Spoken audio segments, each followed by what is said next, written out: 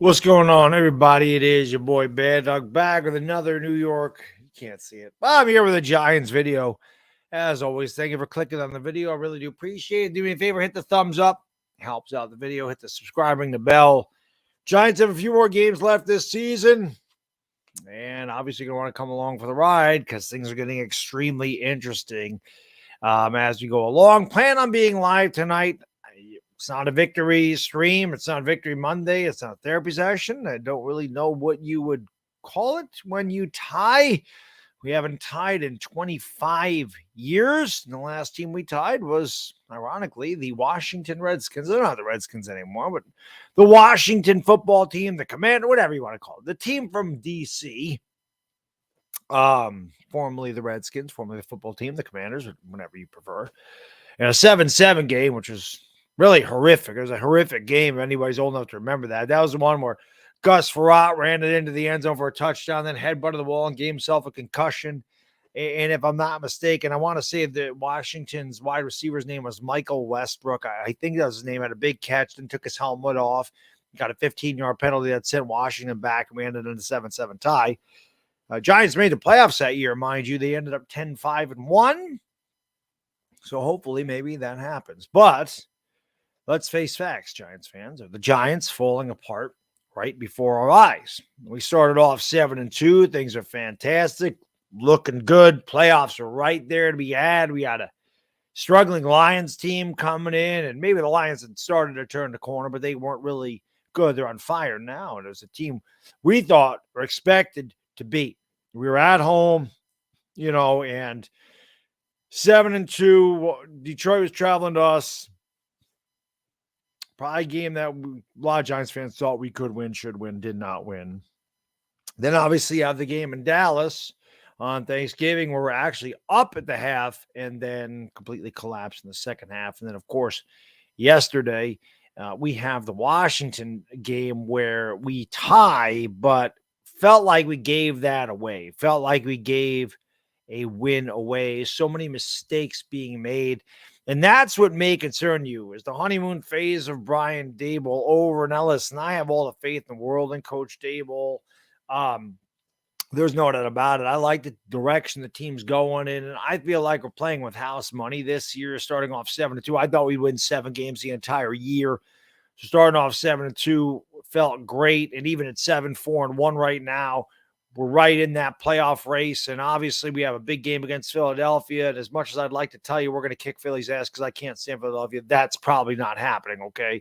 Doesn't even matter. The ironic thing is it doesn't even matter for the most. It matters, but at the same time, the game against Washington after Philadelphia matters more than this one, because if we lose, we're both the Giants and Washington are 7-5-1.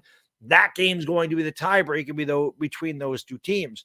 Now, obviously, found some Christmas miracle in order to beat the Eagles. We would be a game up on Washington. And then if we were able to win that game, it would be the equivalent of 3 games up. So obviously the Philly game matters.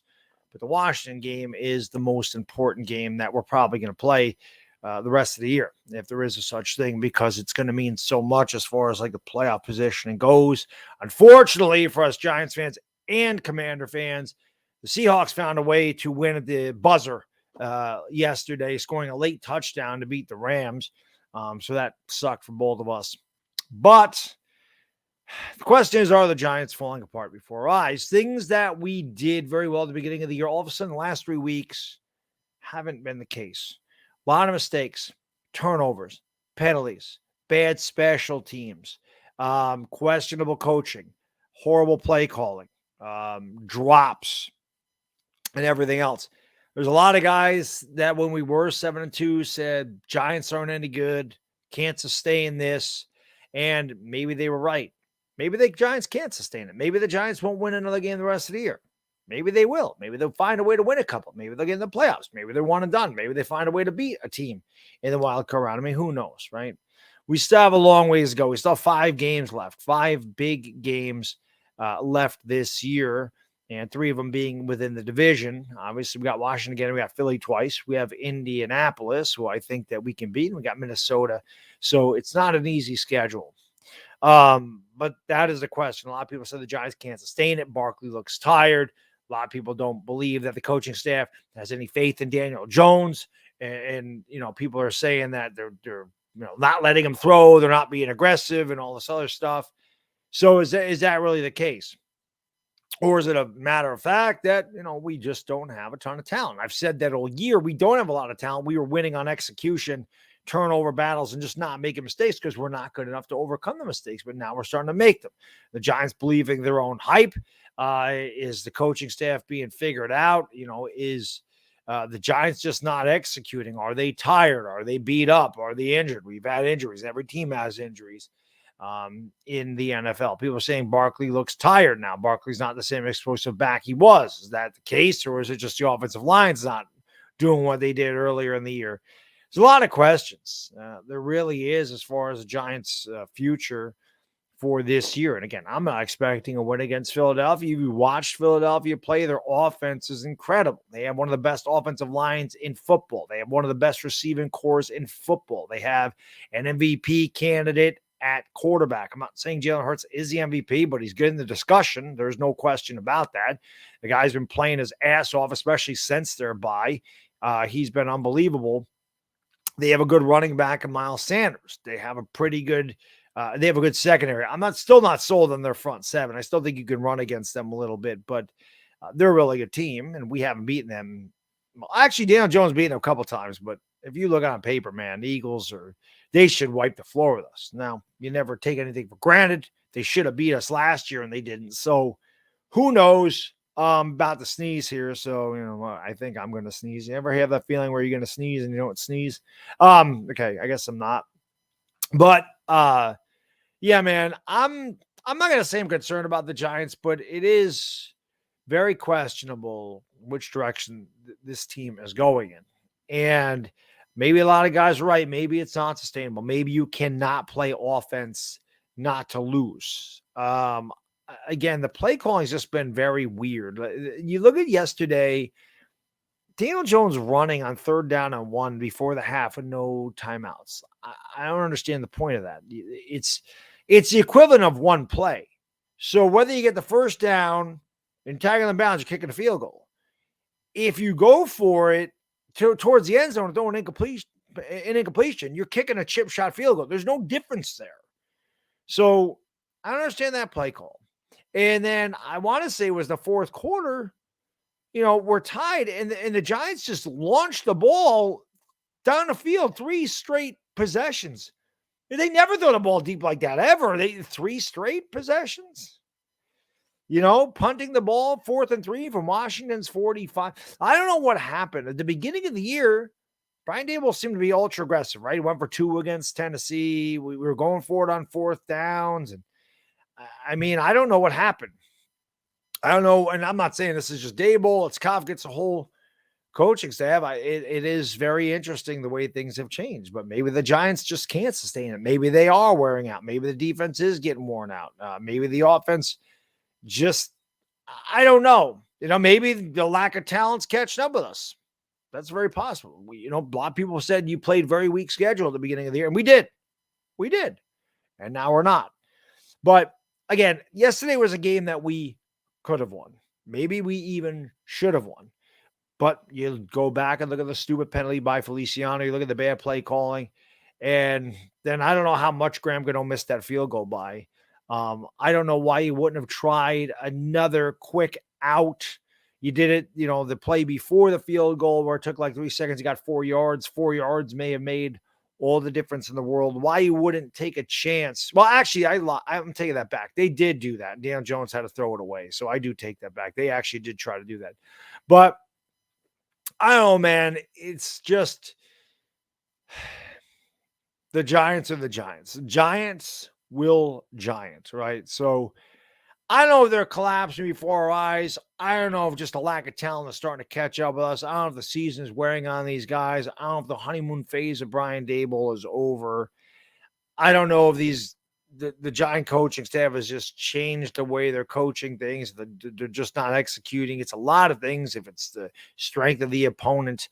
But still, I don't think that the Lions was a team that we should lose to, and I don't think that we should have tied the Commanders. Dallas is better than us. That's a game we expect to lose, right? Dallas is a way better team than we are. You expect those. I don't think Detroit's a way better team than us. I certainly don't think Washington's a better team than us. I said we are mirror images of one another.